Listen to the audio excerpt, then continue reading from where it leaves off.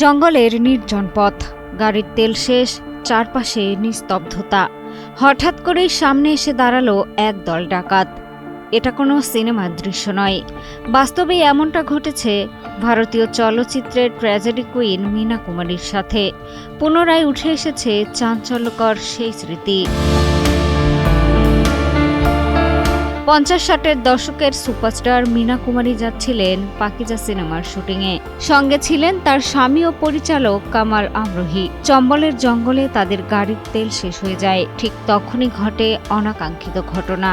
তাদের ঘিরে ফেলে একদল ডাকাত। ডাকাত দলের সর্দার অমৃতলাল চম্বল ছিলেন মীনা কুমারীর অন্ধভক্ত। তিনি দাবি করেন মীনা কুমারীর সঙ্গে দেখা করবেন এবং নেবেন অটোগ্রাফ। কোনো কাগজ নেই কলমও। তখনই অমৃতলাল বের করেন ছুরি। অনেকটা বাধ্য হয়ে ছুরি দিয়েই তার হাতে নিজের নাম লিখে দেন মীনা।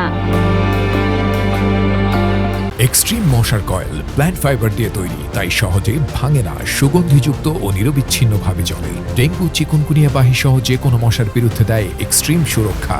অটোগ্রাফ পাওয়ার পরেই বদলে যায় পরিস্থিতি।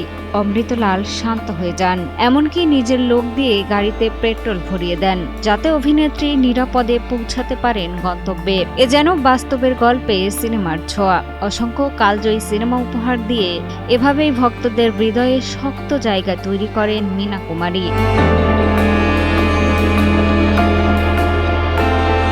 1972 সালে মাত্র 38 বছর বয়সেই পৃথিবী ছেড়ে চলে যান এই কিংবদন্তি।